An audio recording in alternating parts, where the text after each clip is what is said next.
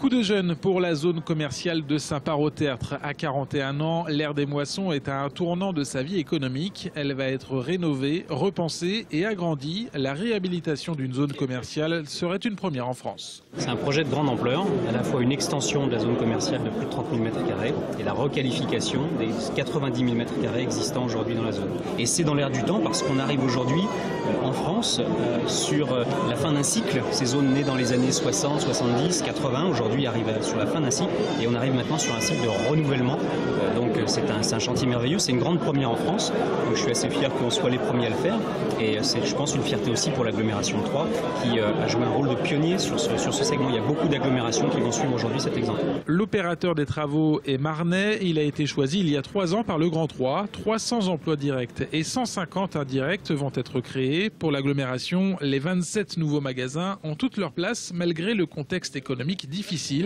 Ici vont s'implanter Alinea, le concurrent français d'Ikea, mais aussi le restaurant La Boucherie ou encore les vêtements Armand-Thierry, le chocolatier Roland Réauté ou les articles d'occasion Easy Cash. On est situé ici, on est le point médian entre les deux centres de marque qui drainent 4 millions de visiteurs par an.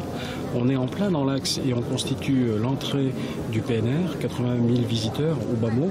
Donc c'est quelque part un outil formidable dont on sait qu'il impacte déjà les départements limitrophes. Donc on mise beaucoup sur cette attractivité rénovée, après un souffle, une pause, une réorganisation, mais tout ça de manière équilibrée avec le centre-ville bien évidemment. Les premiers coups de pioche ont été donnés au mois d'août. La zone baptisée Green Center sera certifiée haute qualité environnementale. Tout va être fait pour allier au mieux achat et développement durable. En fait, on va passer de nouvelles voiries pour fluidifier le flux routier, amener un système de liaison douce pour permettre le passage des vélos, des piétons, recréer des places avec des aires de jeu pour enfants, apporter de la végétalisation sur les abords, soigner les parkings, harmoniser les façades.